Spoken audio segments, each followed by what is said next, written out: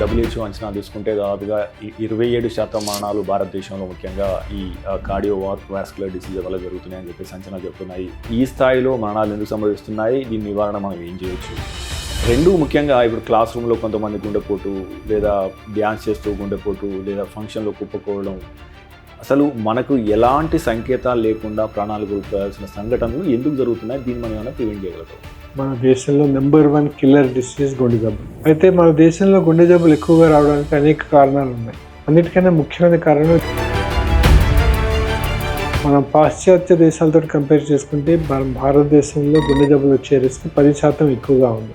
అలాగే మనం జపాన్ వంటి దేశంతో కంపేర్ చేసుకుంటే 40 రెట్లు ఎక్కువ మనకి రిస్క్, గుండె జబ్బులు వచ్చే రిస్క్. సైలెంట్ హార్ట్ అటాక్స్ ఏదైతే మనం మాట్లాడుతున్నాం ఇప్పుడు, వీటి వల్ల తెలియకుండా ప్రాణాలు పోతున్నాయి కదా. అంటే మనం దాన్ని కొద్దిగా ప్రారంభంలో గుర్తించడానికి అవకాశం కానీ, లేదా ఆ సంఘటన జరగడం ముందు గుర్తించి సరైన జాగ్రత్తలు తీసుకునే అవకాశం లేదా? తప్పకుండా ఉందండి అవకాశం. చాలా ముఖ్యమైన క్వశ్చన్ మీరు అడిగారు. ఆల్మోస్ట్ 50 to 60% మంది గత 24 to 48 అవర్స్లో ఏదో ఒక వార్నింగ్ సిమ్టమ్ వాళ్ళు ఎక్స్పీరియన్స్ చేస్తుంటారు. దానివల్ల లంగ్స్ లోపల బ్యాక్ ప్రెషర్స్ పెరిగి ఆయాసం రావటము, అలాగే కాళ్ళ వాయడం, మొహం వాయడం, శరీరంలో ఫ్లూయిడ్ అక్యుములేషన్ అవ్వడం, ఇటువంటి అనేక లక్షణాల ద్వారా హార్ట్ ఫెయిల్యూర్ అని వింటూ ఉంటాం కదా. సో హార్ట్ ఫెయిల్యూర్ అంటే ఏంటి? సో ఇలా ఎందుకు జరుగుతుంది? హార్ట్ ఫెయిలియర్ అంటే చాలామంది ఏమనుకుంటారంటే హార్ట్ ఆగిపోయింది అనుకుంటారు. హార్ట్ ఫెయిలియర్ అంటే ఇప్పుడు ఇండియన్స్లో కొద్దిగా ట్రాన్స్ ఫ్యాట్స్, ఈ చక్కెరలు ఎక్కువ తీసుకుంటున్నారు కదా, ఇది డైరెక్ట్గా ఏ రకంగా ప్రభావితం చూపుతుంది? సో ముఖ్యంగా ఆహారం విషయంలో, అంటే ఒక సీనియర్ కార్డియాలజిస్ట్గా ఏం తీసుకోవాలి, ఏం తీసుకోవద్దు, మనం చేస్తున్న తప్పులేంటి? అనేక సంవత్సరాలుగా మనం కొవ్వు పదార్థాలు ఎక్కువ తినడం వల్ల గుండె జబ్బులు బారిన పడుతున్నారని మన ఒక ఆలోచన ఉంది. అది కొంతవరకు కరెక్ట్ కానీ పూర్తిగా కరెక్ట్ కాదు. కొవ్వు పదార్థాలే కాకుండా ఈ కార్బోహైడ్రేట్స్, ఈ షుగరీ ఫుడ్స్, ఈ మధ్య మనకు కీటో డైట్ అని వినిపిస్తుంది. కీటో డైట్ మీద ఎక్కువ ప్రచారం జరిగిందా, లేదా ఎవిడెన్స్ బేస్డ్ వైద్యం ఏం చెప్తుంది? సైంటిఫికలీ పబ్లిష్ పేపర్స్ చూస్తే కీటో డైట్ డెఫినెట్గా వెయిట్ లాస్కి ఉపయోగపడుతుంది, కానీ నాకు ఈ వయసులో గుండె జబ్బు రాదు, నేను హెల్దీగా ఉన్నాను, నేను ఆరోగ్యంగా ఉన్నాను, నాకు గుండె జబ్బు వచ్చే అవకాశం లేదు, నేను వెజిటేరియన్ ఫుడ్ తింటాను, నాకు గుండె జబ్బులు రావు, నేను ప్రతిరోజు జిమ్కి వెళ్తాను, నాకు గుండె జబ్బులు వచ్చే రిస్క్ లేదు, ఇలా అనుకోని ఇటువంటి అపోహ వల్ల మనం మార్నింగ్ 1 hour జిమ్లో చేసే ఎక్సర్సైజ్ అంతే ముఖ్యము, మిగతా 23 అవర్స్లో చేసేది కూడా అంతే ముఖ్యం. Sitting is equal to smoking. ఒకే చోట కంటిన్యూస్గా కూర్చోవడం స్మోకింగ్ చేయడంతో సమానమైన హాని. మీరు తీసుకునే అదే మందులు, అదే నాణ్యమైన మందులు, కానీ సగం ధరకే. అవును, మెడ్ప్లస్ బ్రాండ్స్ పై 50 to 80% తగ్గింపు. Hi viewers, welcome to MedPlus 1 TV. దేశంలోని ప్రముఖ డాక్టర్స్ను పరిచయం చేసే వేదిక డాక్టర్స్ టాక్కు స్వాగతం. ప్రస్తుతం మనం హైటెక్ సిటీ యశోదలో ఉన్నాం. సో మనతో ఉన్నారు ప్రముఖ కార్డియాలజిస్ట్ వి రాజశేఖర్ గారు. సో ఇక్కడ కార్డియాలజీ విభాగంలో క్లినికల్ డైరెక్టర్గా తను విధులు నిర్వహిస్తున్నారు. తను TAVR ప్రొక్టర్గా, అదే రకంగా ఎలక్ట్రోఫిజియాలజిస్ట్గా విశిష్టమైన సేవలు అందిస్తున్నారు. సో ఆయన అడిగి, అంటే ఈ గుండె వైద్యానికి సంబంధించి హైదరాబాద్ యొక్క స్థాయి ఏ రకంగా ఉండి, గత 10 ఏళ్లలో ఇక్కడ ఈ గుండె వైద్యానికి సంబంధించి ఎటువంటి నాణ్యతా ప్రమాణాలు పెరిగాయి, వచ్చే 10 ఏళ్లలో ఈ రంగంలో చోటు చేసుకోబోతున్న మార్పులు ఏంటి అనే అంశాలని డాక్టర్ గారు అడిగి తెలుసుకుందాం. సో డాక్టర్ గారు నమస్తే అండి. నమస్తే అండి. సో డాక్టర్ గారు, మీకు ఆల్మోస్ట్ ఒక 3 దశాబ్దాల అనుభవం ఒక వైద్యునిగా, గుండె వైద్యులుగా మీరు ఎన్నో వేల మంది పేషెంట్లకు సలహాలు ఇచ్చారు, అదే రకంగా వైద్యం చేస్తున్నారు. సో ముఖ్యంగా ఇప్పుడు WHO అంచనాలు తీసుకుంటే దాదాపుగా 27% మరణాలు భారతదేశంలో ముఖ్యంగా ఈ కార్డియోవాస్కులర్ డిసీజ్ వల్ల జరుగుతున్నాయని చెప్పేసి అంచనాలు చెప్తున్నాయి. సో నేను చిన్నప్పుడు చూసినప్పుడు గుండె వ్యాధి లేదా గుండెపోటు అనగానే అది కేవలం అంటే ఏజ్ ఎక్కువ ఉన్న వారికి, పెద్దవారికి మాత్రమే వస్తుందన్న ఆలోచన ఉండేది. కానీ ఇప్పుడు పరిస్థితి మారుతుంది. ఒకటి, ఈ స్థాయిలో మరణాలు ఎందుకు సంభవిస్తున్నాయి, దీని నివారణ మనం ఏం చేయొచ్చు? రెండు, ముఖ్యంగా ఇప్పుడు క్లాస్ రూమ్లో కొంతమంది గుండెపోటు, లేదా డ్యాన్స్ చేస్తూ గుండెపోటు, లేదా ఫంక్షన్లో కుప్పకోవడం, అసలు మనకు ఎలాంటి సంకేతాలు లేకుండా ప్రాణాలు కోల్పోయాల్సిన సంఘటనలు ఎందుకు జరుగుతున్నాయి, దీన్ని మనం ఏమైనా ప్రివెంట్ చేయగలుగుతాం? మీరు చెప్పినట్టుగా మన దేశంలో నెంబర్ 1 కిల్లర్ డిసీజ్ గుండె జబ్బులు. అత్యధికమైన మరణాలకు దారితీసే జబ్బు గుండె జబ్బు. అయితే మన దేశంలో గుండె జబ్బులు ఎక్కువగా రావడానికి అనేక కారణాలు ఉన్నాయి. అన్నిటికన్నా ముఖ్యమైన కారణం జెనెటిక్గా ఇండియన్స్కి గుండె జబ్బులు వచ్చే అవకాశం, రిస్క్ కొంచెం ఎక్కువగా ఉంది. మనం పాశ్చాత్య దేశాలతో కంపేర్ చేసుకుంటే భారతదేశంలో గుండె జబ్బులు వచ్చే రిస్క్ 10% ఎక్కువగా ఉంది. అలాగే మనం జపాన్ వంటి దేశంతో కంపేర్ చేసుకుంటే 40 రెట్లు ఎక్కువ మనకి రిస్క్ ఉంది, గుండె జబ్బులు వచ్చే రిస్క్. పాశ్చాత్య దేశాలతో కంపేర్ చేసుకుంటే 10 రెట్లు ఎక్కువ రిస్క్ ఉంటే, జపాన్ లాంటి దేశాలతో కంపేర్ చేసుకుంటే 40 రెట్లు ఎక్కువ రిస్క్ ఉంది మన గుండె జబ్బులు వచ్చే రిస్క్ మన దేశంలో. అదే కాకుండా మనం పాశ్చాత్య దేశాలతో కంపేర్ చేస్తే, పాశ్చాత్య దేశంలో 60-70 ఏళ్ల వయసు పైపు వాళ్ళకి ఎక్కువ గుండె జబ్బులు వస్తే, మనకి 1 లేదా 2 దశాబ్దాల ముందుగానే ఈ గుండె జబ్బులు బారిన పడుతున్నారు. అంటే ఈవెన్ 30s, 40sలో కూడా గుండె జబ్బులు బారిన పడుతున్నారు అనమాట. దీనికి కారణం ఏంటంటే, ఒకటి అన్నిటికంటే ముఖ్యమైనది లైఫ్ స్టైల్, మారుతున్న జీవన శైలి, మన ఆహార వ్యవహారాల్లో వచ్చిన మార్పు, మనం సరైన బ్యాలెన్స్డ్ డైట్, గుండె పరంగా మన శరీరానికి ఆరోగ్యపరంగా ఉండే డైట్ మనం తీసుకుపోవడం. ఎందుకంటే చాలామంది వెస్టర్నైజ్డ్ ఫుడ్ హ్యాబిట్స్కి అలవాటు పడ్డాం, జంక్ ఫుడ్స్కి అలవాటు పడ్డాం, చిన్న వయసు నుంచే జంక్ ఫుడ్స్కి అలవాటు పడ్డాం, ఆరోగ్యవంతమైన ఆహారం తీసుకోలేకపోవడం. అలాగే మన డైట్లో కార్బోహైడ్రేట్ అనే దాని పరిమాణం ఎక్కువగా ఉండడం అనమాట. సో కార్బోహైడ్రేట్ అనేది 30-40% దాటితే యాజ్ అ క్యాలరీ సోర్స్ కింద గుండె జబ్బులు వచ్చే రిస్క్ కొంచెం పెరుగుతుంది అన్నమాట. ఓకే. అలాగే స్థూలకాయత్వం, ఒబెసిటీ. ఈ ఒబెసిటీకి 2 కారణాలు. ఒకటి ఏంటంటే డైట్, రెండవది ల్యాక్ ఆఫ్ ఎక్సర్సైజ్. చాలామంది సెడెంటరీ లైఫ్ స్టైల్కి అలవాటు పడిపోయి, ఇప్పుడు చాలామంది చూస్తుంటే యువకుల్లో ఏంటంటే వాళ్ళు సిస్టమ్ మీద వర్క్ చేస్తూ రోజుకి 10-12 గంటలు సిస్టమ్ మీదే ఒకే చోట కూర్చోవడము, సిస్టమ్ మీద కంప్యూటర్లో వర్క్ చేయడం వల్ల శరీర వ్యాయామం లేక గుండె జబ్బులు బారిన పడే అవకాశం ఉంటుందన్నమాట. ఇప్పుడు sitting is equal to smoking. ఒకే చోట కంటిన్యూస్గా కూర్చోవడం స్మోకింగ్ చేయడంతో సమానమైన హాని ఓకే గుండె జబ్బుల పరంగా. అందుకని sitting is the new smoking అని అంటాం మనం. Sitting continuously for long periods of time is as harmful as smoking. So అందుకని ఇప్పుడు జపనీస్ ఏం చెప్తారంటే, కంటిన్యూస్ ఫిజికల్ యాక్టివిటీ, రోజంతా ఒకే చోట కూర్చోకుండా సమ్ కైండ్ ఆఫ్ లో గ్రేడ్ ఫిజికల్ యాక్టివిటీ కంటిన్యూస్గా రోజంతా ఉంటే అది మనకి గుండె జబ్బులు నివారించడంలో చాలా ముఖ్యమైన పాత్రను పోషిస్తుంది అన్నమాట. ప్లస్ స్ట్రెస్ ఒకటి. ఇప్పుడు చాలామంది మనం యువకుల్లో అయితే యంగ్స్టర్స్లో అయితే చూస్తున్నామంటే చాలా వరకు job stress, professional stress, plus ఏంటంటే వాళ్ళకి సరైన నిద్ర లేకపోవడము, ఈ కారణాల చేత కూడా గుండె జబ్బులు వచ్చే రిస్క్ ఉంటుంది. అలాగే స్మోకింగ్, ఆల్కహాల్ కన్జంప్షన్, ఇటువంటి హ్యాబిట్స్ వల్ల కూడాను గుండె జబ్బులు వచ్చే రిస్క్ ఎక్కువగా ఉంటుంది. ఈ అన్ని కారణాల చేత మన భారతదేశంలో గుండె జబ్బుల సంఖ్య పెరగటమే కాకుండా చిన్న వయసులో యువకులు ఈ గుండె జబ్బులను బారిన పడుతున్నారు. ఓకే. అంటే డాక్టర్ గారు, ఇప్పుడు ఈ సైలెంట్ హార్ట్ అటాక్స్ ఏదైతే మనం మాట్లాడుతున్నామో, ఇప్పుడు వీటి వల్ల తెలియకుండా ప్రాణాలు పోతున్నాయి కదా.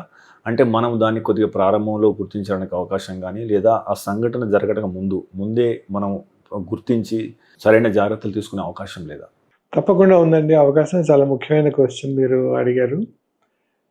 ఇప్పుడు ఈ sudden heart attack, sudden cardiac arrest, సడన్గా జిమ్లో ఎక్సర్సైజ్ చేస్తూ ప్రాణం కోల్పోయిన వాళ్ళు, లేదా సడన్గా వర్క్ చేస్తూ ఆఫీస్లో వాళ్ళ డెస్క్ మీద కూర్చొని పనిచేస్తూ సడన్గా ప్రాణం పోయేవాళ్ళు, దీన్ని సడన్ కార్డియాక్ అరెస్ట్ అంటాం. ఈ సడన్ కార్డియాక్ అరెస్ట్ వచ్చిన వాళ్ళల్లో 90% సడన్ హార్ట్ అటాక్ రావడం వల్లనే. అయితే ఈ సడన్ కార్డియాక్ అరెస్ట్ అయిన వాళ్ళల్లో మనం గమనిస్తే ఆల్మోస్ట్ 50-60% మంది గత 24 to 48 అవర్స్లో ఏదో ఒక వార్నింగ్ సిమ్టమ్ వాళ్ళు ఎక్స్పీరియన్స్ చేసి ఉంటారు.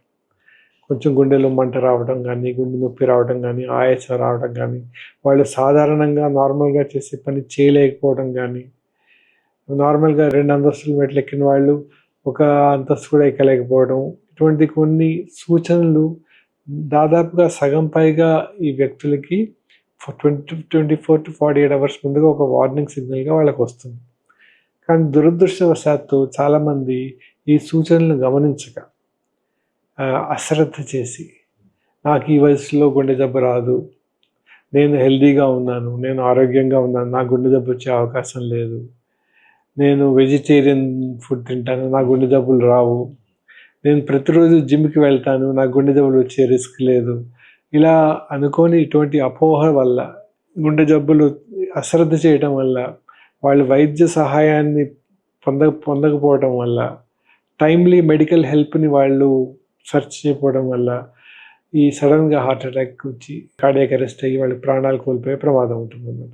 అందుకని ఈ రిస్క్ ఫ్యాక్టర్స్ ఉన్న వాళ్ళైతేనేమిటి కానీ, ఎస్పెషల్లీ షుగర్ జబ్బు ఉన్న వాళ్ళు కానీ, హై బీపీ ఉన్న వాళ్ళు కానీ, ఫ్యామిలీ హిస్టరీ ఉన్న వాళ్ళు కానీ, ఈ ఒబేసిటీ ఉన్న వాళ్ళు కానీ, స్మోకింగ్, డ్రింకింగ్ ఇటువంటి హ్యాబిట్స్ ఉన్న వాళ్ళు కానీ, ఇటువంటి రిస్క్ ఫ్యాక్టర్స్ ఉన్నట్టయితే ఇటువంటి ఏ సమస్య వచ్చినా రిస్క్ ఫ్యాక్టర్స్ ఉన్నా కానీ ఉండకపోయినా కానీ ఈ గుండెల్లో నొప్పి రావడము, మంట రావడము, ఆయాసం రావడము, అన్ఎక్స్ప్లెయిన్డ్ వీక్నెస్, కళ్ళు తిరగడము, గుండె దడ రావడము, ఇటువంటి ఏ లక్షణమైన ఎవరైనా ఎక్స్పీరియన్స్ చేస్తే అశ్రద్ధ చేయకుండా వెంటనే డాక్టర్ని సంప్రదించి, అవసరమైతే కార్డియాలజిస్ట్ని సంప్రదించి సరైన పరీక్షలు చేయించుకొని, టెస్టులు చేయించుకొని, ప్రివెంటివ్ హెల్త్ చెకప్ చేయించుకొని ఈ హార్ట్ అటాక్ రాకుండా వాళ్ళని వాళ్ళు కాపాడుకోవచ్చు అన్నమాట. It is a preventable disease.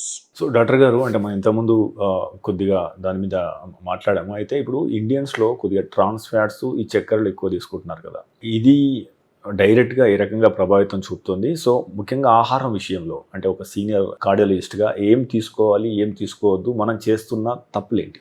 గత అనేక సంవత్సరాలుగా మనం కొవ్వు పదార్థాలు ఎక్కువ తినడం వల్ల గుండె జబ్బులు బారిన పడుతున్నారని మన ఒక ఆలోచన ఉండేది.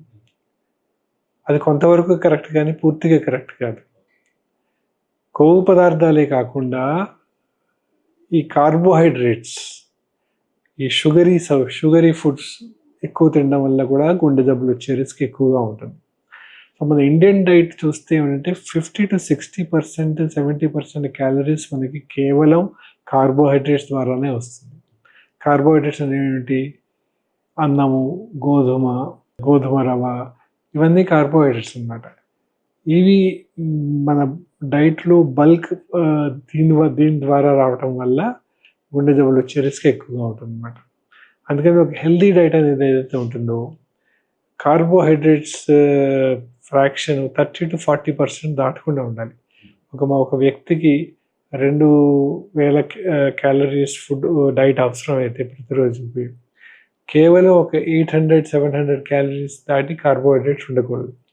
దానికి ఏంటంటే ఈ షుగర్ ఉన్న డ్రింక్స్ అయితేనేమిటి, ఈ స్వీట్స్ అయితేనేమిటి, ఈ వైట్ రైస్ అయితేనేమిటి, ఈ రిఫైన్డ్ ఫ్లవర్ అయితేనేమిటి, ఇటువంటివన్నీ కూడాను ఫ్రీ షుగర్స్, ఫ్రీ కార్బోహైడ్రేట్స్ అనమాట.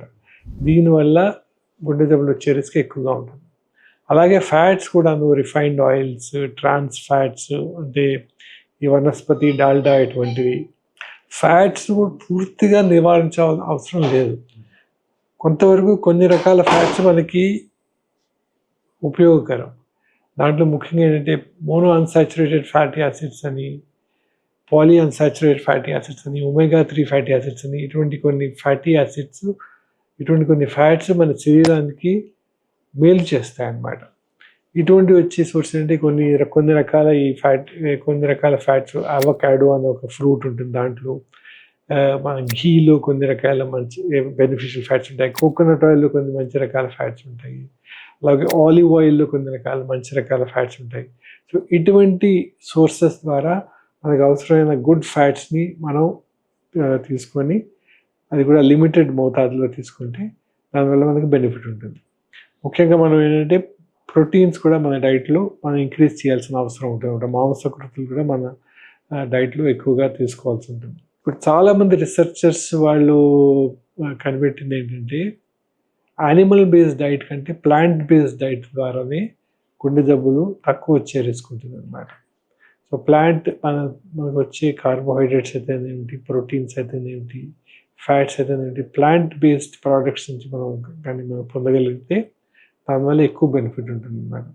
అలాగే nuts, lot of nuts, fruits, dairy, ఇటువంటిది ఫుడ్స్ ద్వారా కూడా మనకి హెల్దీ డైట్ కానీ బ్యాలెన్స్ డైట్ కానీ వచ్చే అవకాశం ఉంటుంది. హాయ్ వివర్స్, విలువైన విశ్వసనీయమైన ఆరోగ్య సమాచారాన్ని అందించడానికి మనం మెట్ప్లస్ 1 టీవీని ఏర్పాటు చేశాం. అనతి కాలంలోనే మనం 3 లక్షలకు పైగా సబ్స్క్రైబర్లు, అదే రకంగా 7 కోట్ల వ్యూస్ను సాధించుకున్నాం. మీ సహకారానికి ప్రత్యేక ధన్యవాదాలు. అయితే మన ఛానల్ చూస్తున్న వారిలో ఇప్పటికీ 94% పైగా మంది సబ్స్క్రైబ్ చేసుకోకుండానే చూస్తున్నారు. మీకు తెలుసు, మనం దేశంలో ఉన్న టాప్ డాక్టర్ను ఇంటర్వ్యూ చేస్తూ వస్తున్నాం. అదేవిధంగా అమెరికాలో ఉన్న టాప్ డాక్టర్స్ని ఎంతో మందిని ఇంటర్వ్యూ చేయడం ద్వారా మనం తెలుగులో ఎంతో విశ్వసనీయమైన ఆరోగ్య సమాచారాన్ని ఇస్తూ వస్తున్నాం. సో ఇలాంటి ఇంటర్వ్యూలు మరిన్ని చేయడానికి మాకు అవకాశం ఇవ్వడానికి మీరు ఛానల్ని సబ్స్క్రైబ్ చేసుకోండి. అదే రకంగా ఈ ఛానల్ని సబ్స్క్రైబ్ చేసుకోవడం ద్వారా ఈ విలువైన సమాచారం ఏదైతే తెలుగులో ఉందో ఇది 10 మందికి చేరి వారికి కూడా ఉపయోగపడే అవకాశం ఉంటుంది. So please subscribe and watch Met Plus 1 TV. So doctor గారు, ముఖ్యంగా అంటే ఈ మధ్య మనకు కీటో డైట్ అని వినిపిస్తుంది. కీటో డైట్ మీద ఎక్కువ ప్రచారం జరిగిందా, లేదా ఎవిడెన్స్ బేస్డ్ వైద్యం ఏం చెప్తుంది? సో కీటో డైట్ ఎంతవరకు మంచిది? సో దీని గురించి మీ అభిప్రాయం ఏంటి? కీటో డైట్ గురించి సైంటిఫిక్ ఎవిడెన్స్ ఎక్కువగా లేదండి. సైంటిఫికలీ పబ్లిష్ పేపర్స్ చూస్తే కీటో డైట్ డెఫినెట్గా వెయిట్ లాస్కి ఉపయోగపడుతుంది, కానీ మెటబాలిజం ఇంప్రూవ్ చేయడానికి కీటో డైట్ గురించిన సైంటిఫిక్ ఎవిడెన్స్ అయితే ఎక్కువగా లేదు. ఇప్పుడు సైంటిఫిక్ ఎవిడెన్స్ ఉన్న డైట్ ఏంటంటే Mediterranean type of diet. Mediterranean type of diet అంటే diet which is rich in legumes. Legumes అంటే పప్పులు, plant based products, dairy, low fat dairy, eggs, fish and lot of nuts, అంటే almonds, walnuts, ఇటువంటి nuts. So ఇటువంటి diet, దీన్ని Mediterranean diet అంటారు. Mediterranean దేశాల్లో పాటించే డైట్. అన్నిటికంటే ఎక్కువ ఎవిడెన్స్ ఉన్న డైట్ ఈ మెడిటేరియన్ డైట్ గురించి. అలాగే ఇంకా బాగా మంచి ఎవిడెన్స్ ఉన్న డైట్ అంటే ప్లాంట్ బేస్డ్ డైట్. అంతకుముందు చెప్పినట్టుగానే ప్లాంట్ ప్రోడక్ట్స్ ఎక్కువ, ప్లాంట్ బేస్డ్ డైట్. ఇటువంటి డైట్స్ మీద సైంటిఫిక్ ఎవిడెన్స్ ఉంది. అన్నిటికంటే ముఖ్యమైనది ఏంటంటే క్యాలరీ రెస్ట్రిక్షన్ అన్నమాట. క్యాలరీ రెస్ట్రిక్షన్ అంటే మనకి అవసరమైన 60 to 65 కిలోస్ ఐడియల్ వెయిట్ ఉన్న ఒక వ్యక్తికి 1800 నుంచి 2000 కిలో క్యాలరీస్ వరకు డైట్ అవసరం ఆయనకి. ఆ మోతాదులో డైట్ తీసుకుంటే మంచిది బాడీకి. అంతకంటే ఎక్కువ క్యాలరీస్ తీసుకుంటే అంత మంచిది కాదు. అలాగే ఇంకా ఎవిడెన్స్ ఉన్న డైట్ ఏంటంటే time restricted feeding. Time restricted feeding అంటే దీన్ని కొందరు ఇంటర్మీడియట్ ఫాస్టింగ్ అని కూడా అంటారు. కొన్ని extreme types of intermediate fasting ఉంది. అంటే 1 meal a డైట్ అని, 1 meal a డే డైట్ అని, అంటే రోజుకి ఒక మీల్ తినడం. దానికంటే కూడాను టైమ్ రెస్ట్రిక్టెడ్ డైట్ అంటే 2 meals a day with in 8-hour period with 16-hour period of fasting. So ఈ టైప్ ఆఫ్ టైమ్ రెస్ట్రిక్టెడ్ ఫీడింగ్కి కూడా కొంచెం ఫేవరబుల్గా ఎవిడెన్స్ ఉందన్నమాట. దీనివల్ల కూడాను బ్లడ్ షుగర్ కంట్రోల్ అవ్వడము, బ్లడ్ కొలెస్ట్రాల్ కంట్రోల్ అవ్వడము, బాడీ వెయిట్ కంట్రోల్ అవ్వడము. సో దీనివల్ల కూడాను హార్ట్ హెల్త్ పరంగా బెనిఫిట్స్ ఉంటాయన్నమాట. సో మనకి ఎవిడెన్స్ ఉన్న డైట్స్ ఏంటంటే time restricted feeding, plant based diet and Mediterranean style of diet. మిగతా డైట్స్ అన్నీ కూడాను extreme forms of diet. They may have short term benefits in terms of weight control, కానీ long టర్మ్గా అది మంచిది కాదు. సో ఇప్పుడు డాక్టర్ గారు మీరు చెప్పిన దానిలో 8 hours 2 meals తీసుకుంటాం, మిగతా మొత్తం ఫాస్టింగ్ చేస్తాం. ఈ ఫాస్టింగ్ చేసే సమయంలో మనం ఏం తీసుకోవాలి, ఏం తీసుకోవద్దు? ఫాస్టింగ్ టైంలో మనం ఫ్లూయిడ్స్ రెస్ట్రిక్షన్ లేదు, యాజ్ లాంగ్ క్యాలరీస్ లేనంత వరకు. గ్రీన్ టీ అయితేనేమిటి, బ్లాక్ కాఫీ అయితేనేమిటి, వాటర్, లెమన్ వాటర్, ఫ్లూయిడ్స్, ఇటువంటి ఫ్లూయిడ్స్లో ఏ పరమైన రెస్ట్రిక్షన్ లేదు. క్యాలరీస్ ఉండే ఫుడ్స్ అయితే ఏమిటి ఐడియల్ ఏంటంటే have your first meal around 12 o'clock and second meal before 8 o'clock. So between 8 o'clock in the evening till 12 o'clock the next morning you don't eat anything. This is the classical and most useful and easy to follow type of intermittent fasting. So doctor గారు, వ్యాయామం విషయానికి వస్తే అంటే కొంతమందిలో అంటే నేను పొద్దున ఒక 1 hour తీవ్రంగా శ్రమిస్తున్నాను, జిమ్లో కానీ, ఆటలో కానీ, బ్యాడ్మింటన్లో కానీ, సమయం ఆ తర్వాత మళ్ళీ ఏం యాక్టివిటీ ఉండట్లేదు. యాక్చువల్గా 8 hours they are ideally sitting in the ఆఫీస్లో. సో అంటే మీరు ఏం సూచిస్తారు? అంటే వాళ్ళ డే షెడ్యూల్ ఏ రకంగా ఉంటే బాగుంటుంది? సో నడవాలా, పరిగెత్తాలా, జిమ్ చేయాలా, సైక్లింగ్ చేయాలా, అసలు వాట్ ఈస్ గుడ్ అండ్ మన హ్యాబిట్స్ ఎట్లా ఉండాలి? It's a very good question అండి. ఇప్పుడు చాలామంది ఏమనుకుంటారంటే నేను ఉదయం ఒక 1 అవర్ జిమ్‌కి వెళ్ళి బాగా ఇంటెన్సివ్‌గా ఎక్సర్సైజ్ చేస్తాను. సో మిగతా రోజు రెస్ట్ ఆఫ్ ద డే నేనేం చేసినా పర్లేదు. నేను ఉక్కు మనిషిలా తయారవుతాను. నాకేమి కాదు అనుకుంటారు. అది కరెక్ట్ ఆలోచన కాదు. మనం మార్నింగ్ 1 అవర్ జిమ్‌లో చేసే ఎక్సర్సైజ్ ఎంత ముఖ్యమో, మిగతా 23 అవర్స్‌లో చేసేది కూడా అంతే ముఖ్యం. ఒక 1 అవర్ జిమ్‌లో వర్కౌట్ చేసి, మిగతా రోజంతా కూర్చొని, అన్‌హెల్తీ డైట్ తీసుకొని, unhealthy life style, lack of enough sleep, దీనివల్ల మనకి ఆ 1 అవర్ ఎక్సర్సైజ్‌లో వచ్చే బెనిఫిట్ కంప్లీట్‌గా పోతుంది. ఈ 1 అవర్ ఎక్సర్సైజ్ ఎంత ఇంపార్టెంటో మిగతా 23 అవర్స్‌లో మనం ఏం చేస్తాం అది కూడా ఇంపార్టెంట్. ముఖ్యంగా we need 7 to 8 hours of sleep అందరికీ అవసరం. అది కూడా complete RESTful sleep of 7 to 8 hours చాలా ముఖ్యం. మిగతా టైంలో కూడాను ఒకే చోట నేను ఇందాక చెప్పినట్టుగా smoking and sitting are equal. Smoking వల్ల ఎంత హాని ఉంటుందో గుండె జబ్బుల పరంగా, సిట్టింగ్ కంటిన్యూస్‌గా కూర్చోవడం వల్ల కూడా అంతే హాని. అందుకని ఈ డెస్క్ జాబ్స్ ఉన్నవాళ్ళు గంటకు ఒకసారి లేచి అటు ఇటు తిరిగి ఒక 10 మినిట్స్ ఫిజికల్ యాక్టివిటీ చేసి, కొంచెం అటు ఇటు తిరిగి ఆఫీస్‌లోని చిన్న వాక్ లాగా చేసి ఒక 10 minutes then they come back and work. It is very important. కంటిన్యూస్‌గా కూర్చోకుండా they should interrupt their work with small periods of physical activity. ఇప్పుడు చాలా చోట పాశ్చాత్య దేశాల్లో standing and walking work stations ఉంటాయి అన్నమాట. Lot of people they don't have chairs to sit, they will be standing and working on their system. అటువంటివి కొన్ని ఇండియాలో కూడా కొన్ని చోట్ల అమలు చేశారనమాట.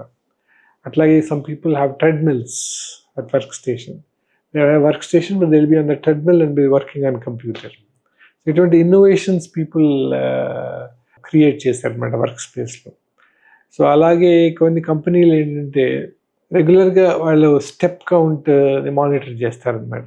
వాళ్ళ దగ్గర ఒక యాప్ ఉంటుంది. వాళ్ళ యాప్లో ఆటోమేటిక్గా వాళ్ళ ఫోన్ ద్వారా వాళ్ళ స్టెప్ కౌంట్ దాంట్లో వచ్చేస్తుంది అనమాట.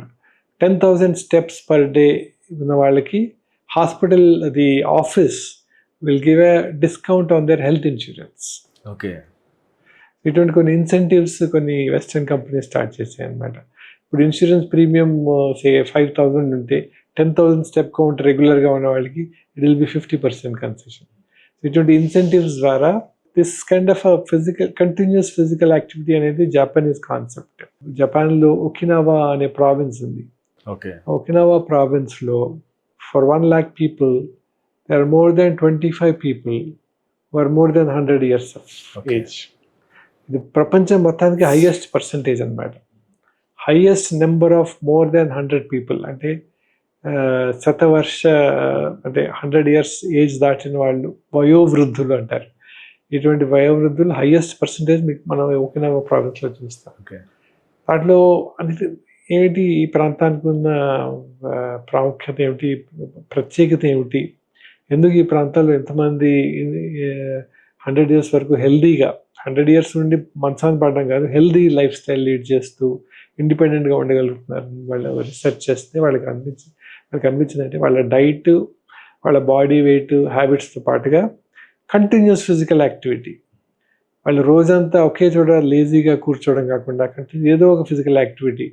ఒక 90 ఏళ్ళ వయోవృద్ధుడు కూడాను, 100 ఏళ్ళు పైబడిన వ్యక్తి కూడాను పొద్దున్నే లేవటం, వాళ్ళ టీ వాళ్ళు చేసుకోవడం, వాళ్ళ బ్రేక్ఫాస్ట్ వాళ్ళు వండుకోవడం, తర్వాత వాళ్ళ ఇంటి దగ్గర గార్డెనింగ్ చేయడం ఏమిటి, తర్వాత ఒక మార్కెట్ వరకు వాక్ చేసి వెళ్ళటము, ఇటువంటి కంటిన్యూస్ యాక్టివిటీ వాళ్ళ లైఫ్ స్టైల్లో వాళ్ళు ముడుచుకొని this is a very important factor.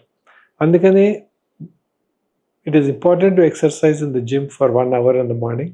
It's also important to have continuous physical activity through the rest of the day.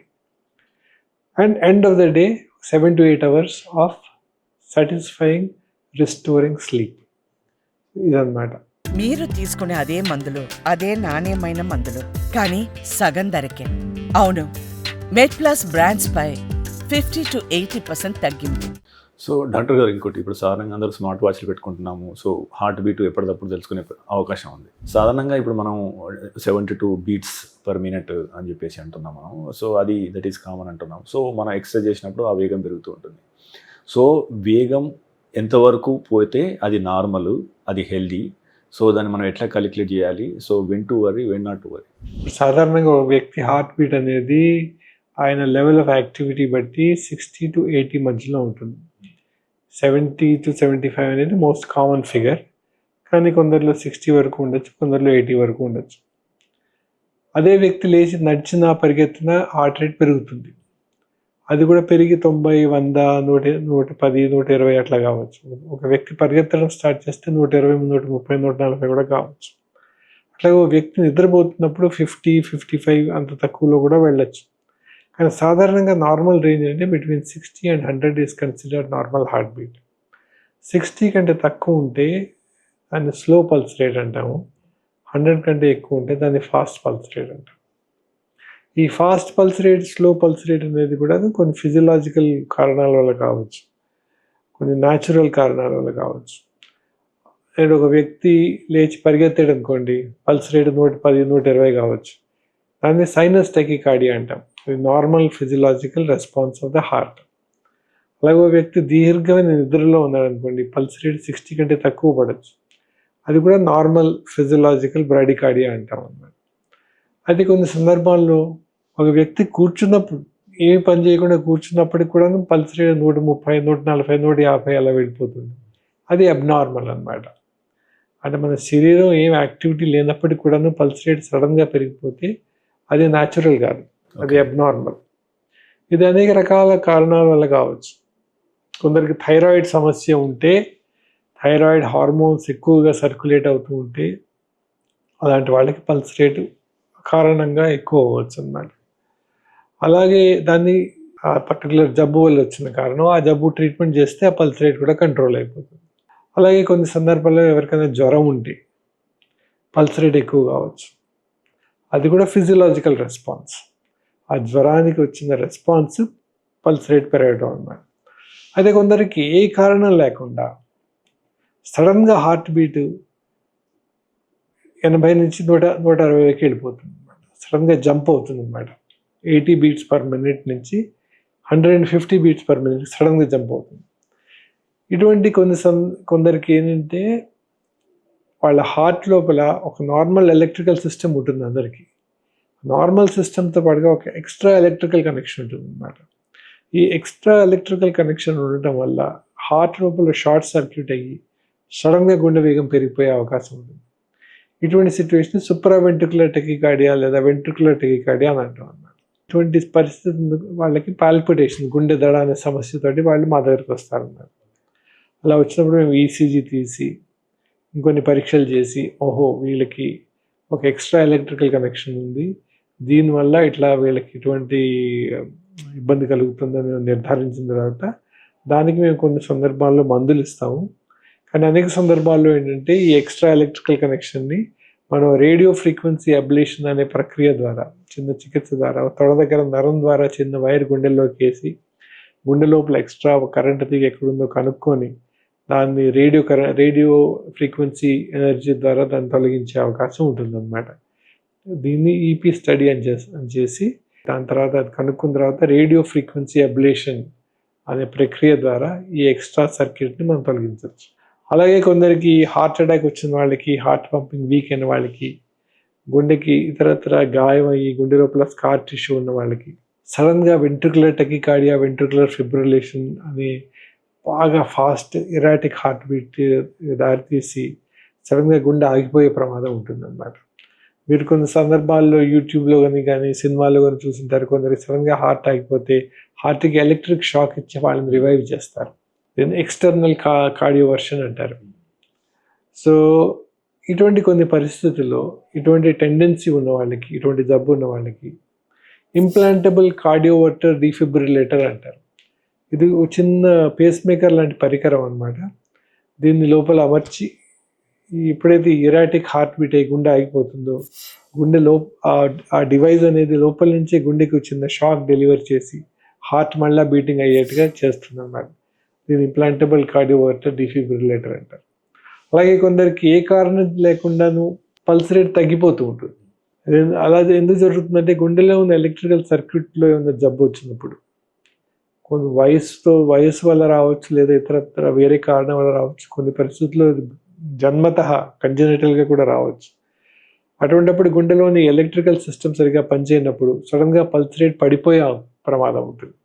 మనం అనుకున్నాం 60 కింద ఉండకూడదు అనుకున్నాం కదా, సడన్గా వాళ్ళకి ఉండే heart beating 30 beats per minute, లేదా నిమిషానికి 20 సార్లు కొట్టుకోవడం, లేదా సడన్గా పల్స్ ఆగిపోవడం, ఇటువంటి ప్రమాదం జరిగే అవకాశం ఉంటుంది. అలా జరిగినప్పుడు వాళ్ళు అన్కాన్షియస్ అయిపోతూ ఉంటారు. ఇటువంటి జబ్బు ఉన్న వాళ్ళని మనం ఐడెంటిఫై చేసినట్టయితే వీళ్ళకి ట్రీట్మెంట్ ఏంటంటే పర్మనెంట్ పేస్ మేకర్ అనే డివైస్ ఉంటుంది. ఈ permanent pacemaker electronic device. ఇది చిన్న ఈ కాలర్ బోన్ కింద చిన్న ఘాటు, లోకల్ ఎనస్థీసియాలో చిన్న ఘాటు చేసి చర్మం కింది భాగంలో అమరుస్తాం అన్నమాట. ఈ పర్మనెంట్ పేస్ మేకర్ ఎవరికి వేస్తామంటే సడన్గా పల్స్ రేట్ తగ్గిపోతున్న వాళ్ళకి, గుండెలోని ఎలక్ట్రికల్ వ్యవస్థ సరిగా పనిచేయక పల్స్ రేట్ తగ్గిపోతున్న వాళ్ళకి ఈ పర్మనెంట్ పేస్ మేకర్ అనేది అమరుస్తాం అన్నమాట. ఇలాగా ఈ పల్స్ రేట్ తగ్గటము, పల్స్ రేట్ హెచ్చు కావడము అనేక కారణాల వల్ల జరుగుతుందన్నమాట. ఆ కారణాన్ని బట్టి ట్రీట్మెంట్ కూడా మారుతూ ఉంటుంది. సో డాక్టర్ గారు, అంటే ముఖ్యంగా మనము శారీరక శ్రమ బాగా చేసినప్పుడు, లేదా ఎక్సర్సైజ్ లేదా ఆటలు ఆడినప్పుడు ఒక్కోసారి 170 దాకా కూడా హార్ట్ రేట్ పోయిన సందర్భాలు ఉంటాయి. సో ఈ రకంగా వెళ్ళడం అనేది అంటే శరీరంలో రక్త ప్రసరణ మెరుగుపరుస్తుందా? ఒకటి, చిన్న చిన్న అడ్డంకుల్ని అది తీసేయడం జరుగుతుందా? సో అప్పుడు శరీరంలో ఏం జరుగుతుంది? ఇది మంచిదా చెడ్డదా? ఇప్పుడు సాధారణంగా ఒక వ్యక్తి ఇంటెన్స్ ఎక్సర్సైజ్ చేస్తున్నాను అనుకోండి, బాగా వేగంగా పరిగెడుతున్నప్పుడు గుండె వేగం వెళ్ళి 160, 170 వరకు వెళ్ళడం అది సర్వసాధారణంగా. దాని గురించి పెద్దగా వరి అవ్వాల్సిన అవసరం లేదు. కానీ ఇది ఆ వ్యక్తి వయస్సు బట్టి డిపెండ్ అయి ఉంటుంది అన్నమాట. యూజువల్లీ ఏంటంటే మేము మెడికల్గా పర్పసెస్ ఏంటంటే 200 లేదా 220 మైనస్ ఏజ్ అనేది మ్యాక్సిమం హార్ట్ రేట్కి మేము ఒక డెఫినేషన్ పెడతాం అన్నమాట. అది 200 sir 220? Both are valid. So 200 to 220 అనుకోండి. ఫర్ ప్రాక్టికల్ పర్పసెస్ 220 అనుకుందాం. 220 ఒక 50 years వయసు ఉన్న వాళ్ళకి 220 మైనస్ 50 is 170. అలా మ్యాక్సిమం హార్ట్ రేట్ 170 అనమాట. అలా అంటే 170 వరకు వెళ్ళొచ్చు అని కాదు. మనం చేసే ఎక్సర్సైజ్ ఏంటంటే it should be with in 80% of that maximum heart rate. 80% దాటకుండా ఉంటే సేఫ్. సో అందుకని ఈ వేరబుల్ మానిటర్స్ చేసుకున్న వాళ్ళకి అడ్వాంటేజ్ ఏంటంటే వాళ్ళ హార్ట్ రేట్ బాగా పెరుగుతుంటే వాళ్ళ ఇంటెన్సిటీ ఆఫ్ ఎక్సర్సైజ్ తగ్గించి వాళ్ళ హార్ట్ రేట్ 80% దాటకుండా చూసుకుంటే మంచిది అన్నమాట. అంటే ఇప్పుడు ఫర్ సపోజ్ 40 years ఉందనుకో, 220 మైనస్ 40 అంటే 180, అలాగే 80% వరకు ఓకే, సేఫ్ లిమిట్. సో మన హార్ట్ రేట్లో జోన్స్ ఉంటాయి అన్నమాట. Zone 1, Zone 2, Zone 3, Zone 4 అని. సో Zone 1 అనేది మామూలుగా, Zone 2 అనేది ఏంటంటే కొంచెం నడిచినప్పుడు అదే జరిగే Zone 2. Zone 3 అనేది ఈ 80% రేంజ్, 60 to 80% రేంజ్లో వస్తుంది. Most of our exercise 80 to 90% of our exercise should fall in Zone 3 or Zone 2. We should not go into Zone 4 or Zone 5. ఆ వెళ్ళటం వల్ల మన హార్ట్ మీద అన్యూజువల్ ఒత్తిడి మనం పెట్టి కొంచెం లోపల గుండెలో జబ్బు ఉన్న వాళ్ళకి కొంచెం రిస్క్ గురి చేసే ప్రమాదం ఉంటుంది అన్నమాట. అందుకని our exercise should be in Zone 2 or Zone 3. So doctor గారు, అంటే ముఖ్యంగా మనం ఇప్పుడు ఇండియా డయాబెటీస్ క్యాపిటల్ అంటున్నాము. సో హైపర్ టెన్షన్స్ బాగా పెరుగుతున్నాయి. ఇవి రెండు ప్రధానంగా హార్ట్ సమస్యలకు కారణమవుతున్నాయి. సో ఎక్కువగా ఉన్నవారికి యాక్చువల్గా యశోదలో కూడా ఒకటి ప్రివెంటివ్ కార్డియాలజీ ప్రోగ్రామ్ లాంటివి పెట్టినట్టున్నారు. So as a clinical director, so ఈ హైపర్ టెన్షన్, డయాబెటీస్ ఉన్నవారికి సో వారికి మీరు ఇచ్చే సూచనలు ఏంటి? ఈ గుండె జబ్బులు రాకుండా కాపాడుకోవాలంటే మీ ప్రోగ్రామ్ ఏంటి? ఈ కార్డియాలజీ ప్రోగ్రామ్ చేస్తున్నారు కదా. ఇప్పుడు ముఖ్యంగా ఏంటంటే prevention is better than cure. Yes, heart disease prevent చేయడానికి మల్టీ ప్రాంగ్ స్ట్రాటజీ అవసరం అన్నమాట. ఈ ఒక్క పని చేస్తే చాలు మీరు హార్ట్ అటాక్ నివారించవచ్చినటువంటి చిట్కాలు కాకుండా మల్టిపుల్ ఫ్యాక్టర్స్. ఫస్ట్ ఏంటంటే లైఫ్ స్టైల్, మన తినే ఆహారం, ఎక్సర్సైజ్, మన హ్యాబిట్స్, షుగర్, బీపీ లాంటి వాళ్ళకి ఉన్న వాళ్ళకి timely detection and timely control and timely treatment, ఇవి ముఖ్యమైనవి అన్నమాట. ఈ పరంగా మనం సమాజంలో అందరినీ ఎడ్యుకేట్ చేయాలి. ఐడియల్ లైఫ్ స్టైల్ ఏంటి, ఐడియల్ బాడీ వెయిట్ ఎట్లా మెయింటైన్ చేయాలి, ఎంత ఎక్సర్సైజ్ చేయొచ్చు, ఎటువంటి ఎక్సర్సైజ్ చేయొచ్చు, ఎటువంటి ఎక్సర్సైజ్ చేయకూడదు, ఎటువంటి డైట్ తీసుకోవాలి, ఇది ఎటువంటి హ్యాబిట్స్ అవాయిడ్ చేయాలి, స్మోకింగ్, డ్రింకింగ్ ఎటువంటి అవాయిడ్ చేయాలి. ఇది ఫస్ట్ స్టెప్. సెకండ్ స్టెప్ ఏంటంటే preventive health checkup. Preventive health checkup అంటే ముఖ్యంగా రిస్క్ ఒక ఏజ్ దాటిన 30 years ఏజ్ దాటిన వాళ్ళందరూ కూడా ప్రివెంటివ్ హెల్త్ చెకప్ చేయించుకోవాలి. దీంట్లో ముఖ్యంగా ఏంటంటే బ్లడ్ ప్రెషర్ మెజర్ చేయించుకోవాలి, బ్లడ్ షుగర్ చెక్ చేయించుకోవాలి, కొలెస్ట్రాల్ చెక్ చేయించుకోవాలి. అలాగే ఒక జనరల్ ఫిజికల్ ఎగ్జామినేషన్, వాళ్ళ బాడీ వెయిట్ కరెక్ట్గా ఉందా, వాళ్ళ హైట్ పరంగా వాళ్ళ వెయిట్ కరెక్ట్గా ఉందా, ఇటువంటివన్నీ చెక్ చేయించుకొని దాని పరంగా వాళ్ళు డాక్టర్ దగ్గర నుంచి అడ్వైస్ తీసుకోవాలి. ఓవర్ వెయిట్ ఉన్న వాళ్ళు వెయిట్ తగ్గడానికి ఏం చేయాలి, లేకపోతే వాళ్ళ కొలెస్ట్రాల్ ఎక్కువగా ఉన్నవాళ్ళు ఏం ప్రికాషన్స్ తీసుకోవాలి, డైట్లో ఎటువంటి మార్పులు చేసుకోవాలి, అవసరమైతే న్యూట్రిషనిస్ట్తో కన్సల్ట్ చేసి వాళ్ళ డైట్ని వాళ్ళు మాడిఫై చేసుకోవాలి. సో ఫస్ట్ స్టెప్ ఏంటంటే healthy life style, second step అంటే ప్రివెంటివ్ హెల్త్ చెకప్. ఈ రెండింటి ద్వారా హెల్దీ లైఫ్ స్టైల్లో గుండె జబ్బులను మనం నివారించుకోవచ్చు చాలా వరకు. ప్రివెంటివ్ హెల్త్ చెకప్ ద్వారా ఏంటి, గుండె జబ్బు ఏమైనా అర్లీ స్టేజెస్లో ఉన్నా దాన్ని డిటెక్ట్ చేసి టైమ్లీ ట్రీట్మెంట్ ద్వారా అది మేజర్ హార్ట్ అటాక్కి దారి తీయకుండా మనం నివారించవచ్చు అన్నమాట. Okay, so that is how we prevent heart disease. So doctor గారు మీ స్పెషలైజేషన్లో మీరు టీఏవిఆర్ ప్రొక్టర్గా ఉన్నారు. సో ఈ వాల్వ్ రిప్లేస్మెంట్ ప్రాముఖ్యత, అంటే ఈ తరహా వాల్వ్ రిప్లేస్మెంట్ యొక్క ప్రాముఖ్యత ఏంటి? ఎక్కువ వయసు ఉన్న వారికి అంటే వృద్ధులకి ఇది అంటే ఎలాంటి మంచి ఫలితాలను తీసుకొచ్చింది? అసలు ఈ యొక్క టీఏవిఆర్కి ఎవరు ఐడియల్ రోగులు? నేను ఇందాక మీకు చెప్పినట్టుగాను ఇదివరకు అయోర్టిక్ వాల్వ్ అనేది డ్యామేజ్ అయితే దానికి ఓపెన్ సర్జరీ తప్ప వేరే మార్గం లేకుండా ఉండింది. అది ఇటీవల కాలంలో టీఏవిఆర్ అనే కొత్త టెక్నాలజీ మనకి అవైలబుల్గా ఉంది. అయితే సాధారణంగా ఈ అయోర్టిక్ వాల్వ్ జబ్బు ఉన్న వాళ్ళకి, ఒక వయసు పైబడ్డ వాళ్ళకి, యూజువల్లీ 70-75 years పైబడ్డ వాళ్ళకి ఓపెన్ హార్ట్ సర్జరీ చేస్తే కొంచెం రిస్క్ ఎక్కువగా ఉంటుంది. కాబట్టి చాలామంది ఓపెన్ హార్ట్ సర్జరీ తట్టుకోలేరు. కాబట్టి ఈ వయస్సు 70 years, 70 to 75 years వయసు పైబడ్డ వాళ్ళకి ఓపెన్ హార్ట్ సర్జరీ కంటే ఈ టీఏవిఆర్ అనే మెథడ్ తక్కువ రిస్క్ తోటి, తక్కువ ఇబ్బందితోటి సేఫ్గా మనం చేసే ట్రీట్మెంట్ అన్నమాట. సో ఐడియల్ క్యాండిడేట్ అంటే 70 ఏళ్ల వయసు పైబడ్డ వాళ్ళు, ఇతరత్ర వేరే మెడికల్ ప్రాబ్లమ్స్ ఉండి సర్జరీకి ఫిట్గా లేని వాళ్ళు, సర్జరీ సూటబుల్ కాని వాళ్ళు, ఇటువంటి వాళ్ళకి టీఏవిఆర్ అనేది బెస్ట్ మెథడ్. అయితే 60 to 70 years ఉన్న వాళ్ళకి, 60 to 70 years ఉన్న వాళ్ళు వీళ్ళంత హై రిస్క్ క్యాండిడేట్స్ కాదు. ఇలాంటి వాళ్ళకి సర్జరీ అనేది ఈక్వల్లీ గుడ్ ఆప్షన్. అంటే ఇలాంటి వాళ్ళు కొందరు సర్జరీ వద్దనుకునే వాళ్ళకి, సర్జరీ ఎట్టి పరిస్థితుల్లో సర్జరీ కొంచెం వాళ్ళకి సైకలాజికల్గా సర్జరీ వద్దనే వాళ్ళకి, అలాంటి వాళ్ళకి ఒక ఆల్టర్నేటివ్గా మనం టీఏవిఆర్ని మనం సజెస్ట్ చేయొచ్చు. Though surgery is equally safe for them, some people may prefer to go for టీఏవిఆర్.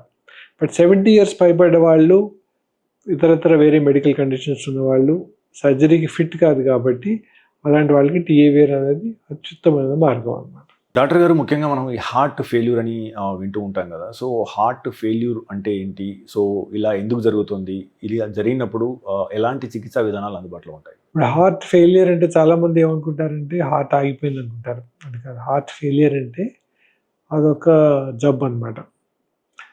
ఈ గుండె ఏ కారణం చేత హార్ట్ పంపింగ్ ఎఫెక్ట్ అయ్యి హార్ట్ అటాక్ రావడం వల్ల కానీ, లేకపోతే హార్ట్ మజిల్ జబ్బు వల్ల అయితే కానీ, హై బీపీ చాలా రోజులు ఉండటం వల్ల అయితే కానీ, ఈ గుండె నార్మల్గా పంపింగ్ ఫంక్షన్ తగ్గి హార్ట్ వీక్ అయినప్పుడు, గుండె మనకి శరీరానికి అవసరమైనంత స్థాయిలో పనిచేయలేనప్పుడు దాన్ని హార్ట్ ఫెయిలియర్ అనే కండిషన్గా మేము పరిగణిస్తాం అన్నమాట.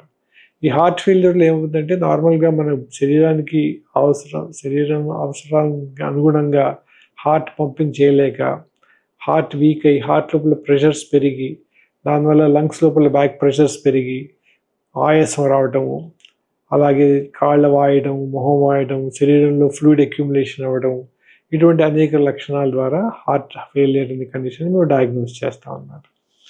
ఈ హార్ట్ ఫెయిలియర్ వచ్చిన వాళ్ళకి ముఖ్యంగా ఏంటంటే వాళ్ళ సిమ్టమ్స్ నివారించడానికి వాళ్ళకి ఆయాసం రావడం ఏంటి, గుండె దడ రావడం ఏంటి, కాళ్ళ వాపులు, ఇటువంటి అనేక సమస్యలు ఎదురవుతాయి అన్నమాట.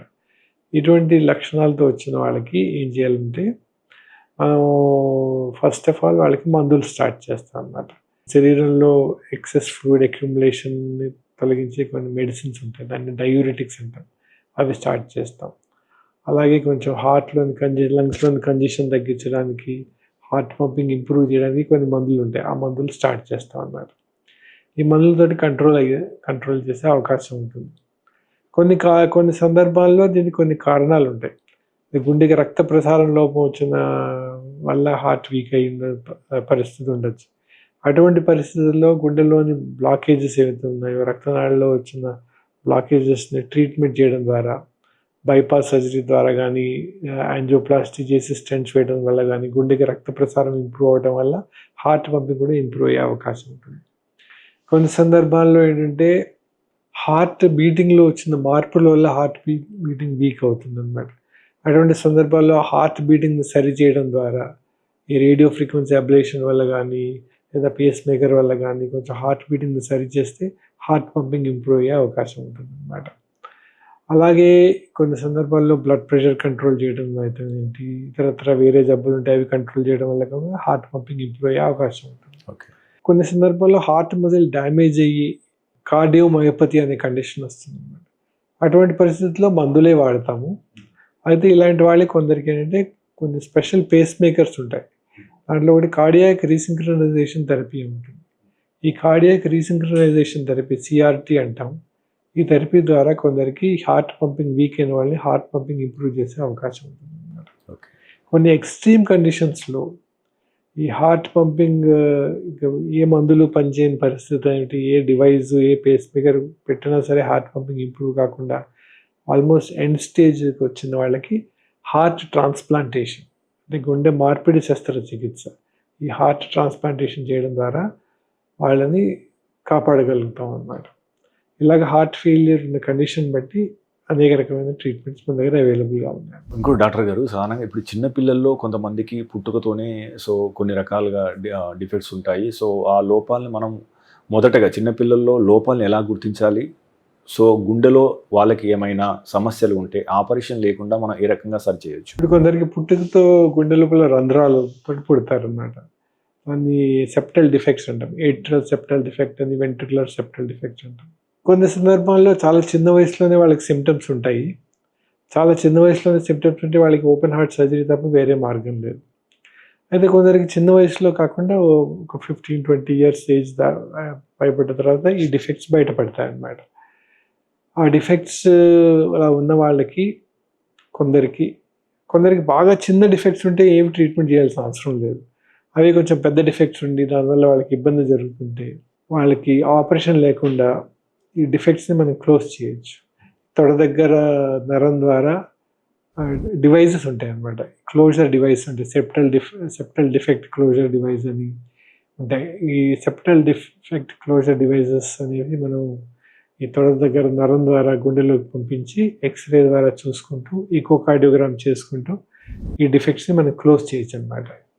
దీన్ని device closure of atrial septal defect, device closure of ventricular septal defect అంటాం అన్నమాట. ఒక వయసు పైబడ్డ వాళ్ళకి ఈ డిఫెక్ట్స్ కనుక మనం బయటపడితే మనం ఇలాగ ఆపరేషన్ లేకుండా క్లోజ్ చేయొచ్చు.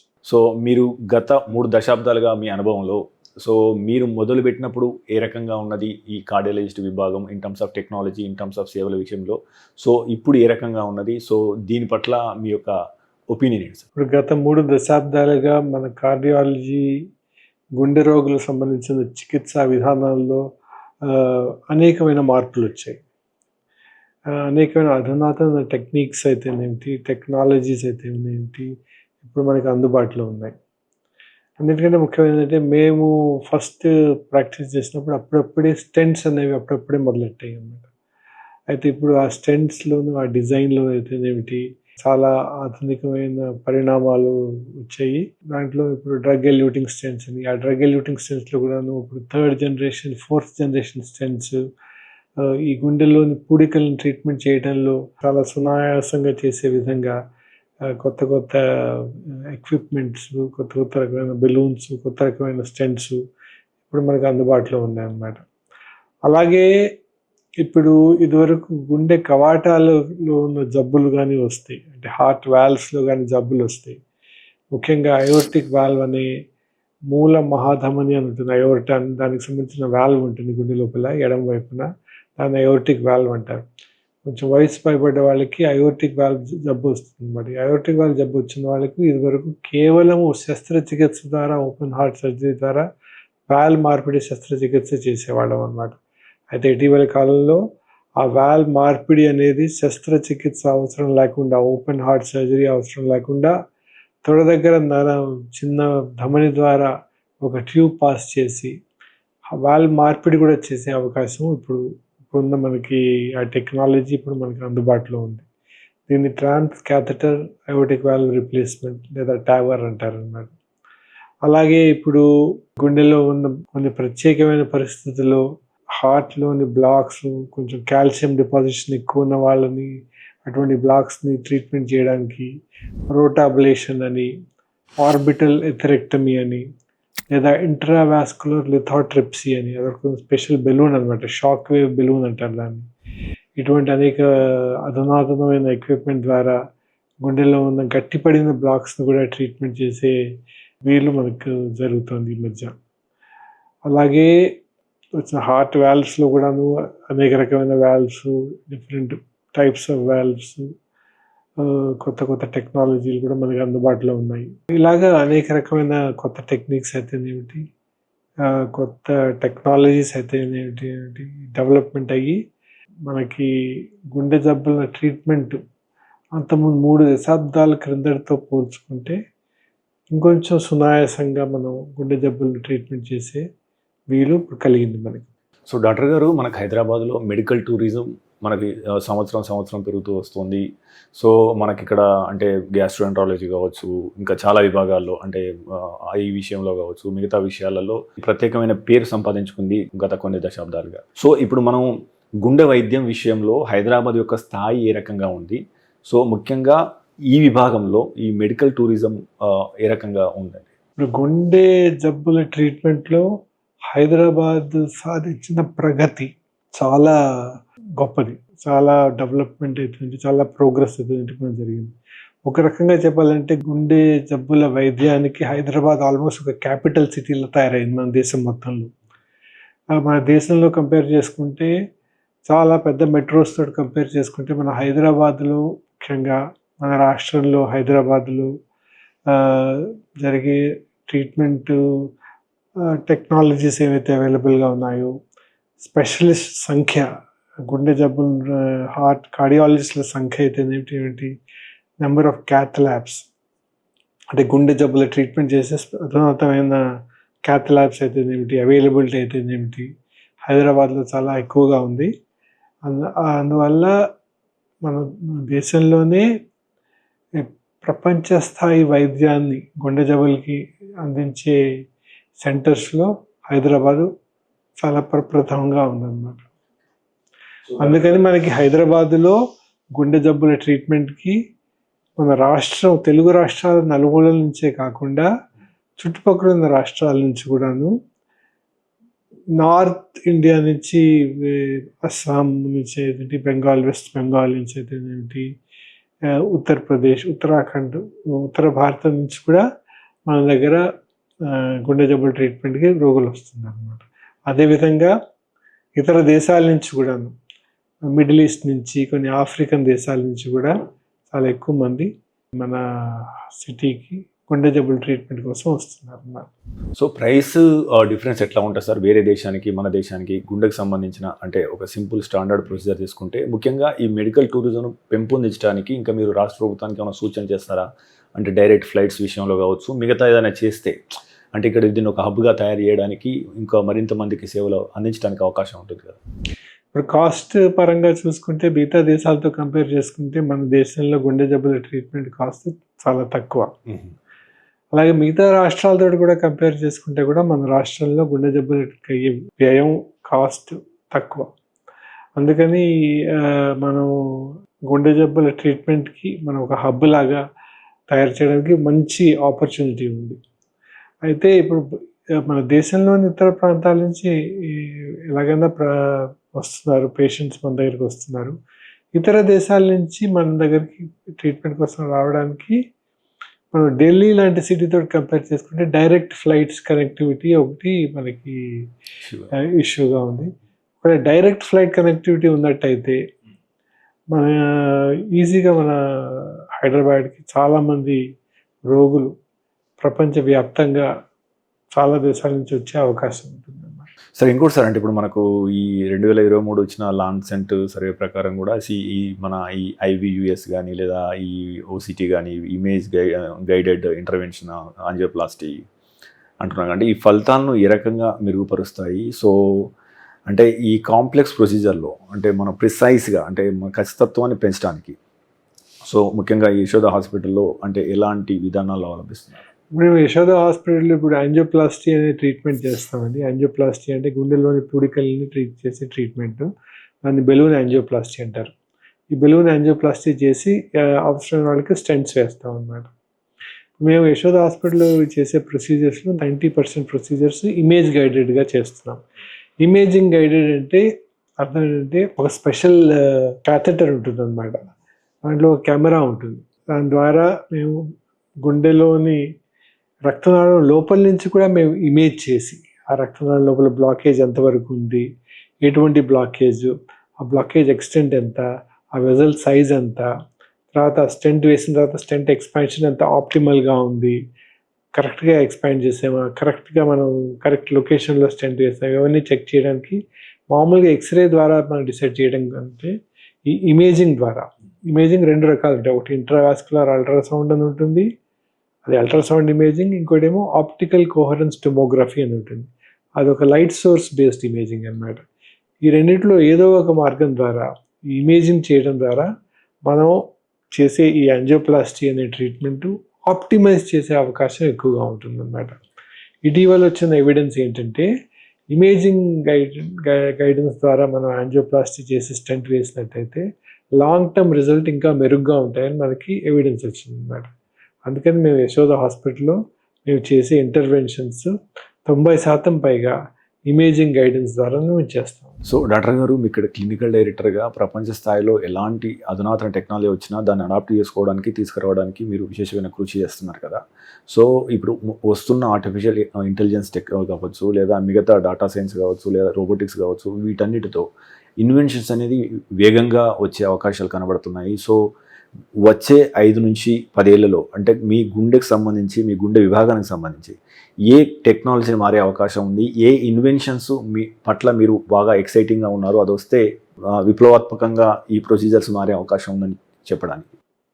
ఇప్పుడు ప్రస్తుతం మనకి ఈ సర్జరీ లేకుండా వాల్వ్ రీప్లేస్మెంట్ అనేది కేవలం అయోటిక్ వాల్వ్ రీప్లేస్మెంట్కే మనకి అవైలబుల్గా ఉంది. మైట్రల్ వాల్వ్కి ఇంకా ఆ టెక్నాలజీ ఇంకా ఇవాల్వింగ్ టెక్నాలజీ అన్నమాట. రానున్న 5-6 సంవత్సరాల్లో 10 సంవత్సరాలు ఈ అయోటిక్ వాల్వ్ రీప్లేస్మెంట్ ఎలాగైతే చేస్తున్నామో అలాగే మైట్రల్ వాల్వ్ రీప్లేస్మెంట్ కూడా ఈజీగా చేసే టెక్నాలజీ మనకి అందుబాటులో ఉంటుందని నేను గాఢ నమ్మకంతో ఉన్నాను. అలాగే కొన్ని సందర్భాల్లో అయోర్టిక్ డిసీజ్ అని ఉంటాయి, అయోర్టిక్ అన్యూరిజమ్స్ అని, డిసెక్షన్స్ అని, ఇటువంటి వాటికి కొందరికి ఇప్పుడు హైబ్రిడ్ ప్రొసీజర్స్ చేస్తుంటాం. అటువంటి వాళ్ళకి పూర్తి అయోర్టా కూడాను వితౌట్ సర్జరీ రీప్లేస్ చేసే రోజులు వస్తాయని కూడా నేను నమ్ముతున్నాను. అలాగే ఇటువంటి కొత్త ఎక్విప్మెంట్స్ రావడం కాకుండా ఇప్పుడు ఓపెన్ హార్ట్ సర్జరీలో కూడా రోబోటిక్స్ కూడా పెద్ద రోల్ ప్లే చేసే అవకాశం ఉంటుందని నేను అనుకుంటున్నాను. అదే కాకుండా ఆర్టిఫిషియల్ ఇంటెలిజెన్స్ ద్వారా గుండె జబ్బుల్ని చాలా ఎర్లీ స్టేజెస్లో కనుక్కోవడం, ఇన్వేజివ్ టెస్ట్ అవసరం లేకుండా నాన్ ఇన్వేజివ్ టెస్ట్ల ద్వారానే గుండె జబ్బులను కనుక్కొని కొత్త టెక్నాలజీ కూడా ఆర్టిఫిషియల్ ఇంటెలిజెన్స్ ద్వారా మనకు అందుబాటులో ఉంటుందని నేను ఆశిస్తున్నాను అన్నమాట. Right sir. సార్ చివరిగా అంటే ఈ వీడియో చూస్తున్న లక్షలాది మంది తెలుగు ప్రేక్షకులకి వారి గుండెను పదిలంగా ఉంచుకోవడానికి 3 చేయాల్సిన పనులు ఏంటి, 3 చేయకుండా పనులు ఏంటి అంటే నేను చెప్పేసి? చేయవలసిన పనులు కానీ చేయకూడని పనులు కానీ 3 కంటే ఎక్కువ ఉంటాయి, కానీ ముఖ్యమైన 3 టాప్ 3 ఏంటంటే వాళ్ళు healthy diet, regular physical fitness, physical exercise and regular checkup and control of diabetes and hyper tension. Okay. చేయకూడని పనులు ఏంటంటే bad habits, sedentary life style avoid చేయాలి, ఒబెసిటీ అవాయిడ్ చేయాలి, స్మోకింగ్ అండ్ ఆల్కహాల్ అవాయిడ్ చేయాలి. Thank you doctor గారు, thank you very much. So ఎన్నో అంశాల మీద విలువైన సమాచారాన్ని ఇచ్చారు. So thank you sir, thank you very much. Thank you అండి. సో వ్యూవర్స్, ఇది ఈ వారం డాక్టర్ స్టాక్. వచ్చే వారం మరో డాక్టర్ కలుద్దాం. చూస్తూనే ఉండండి మెడ్ ప్లస్ 1 TV.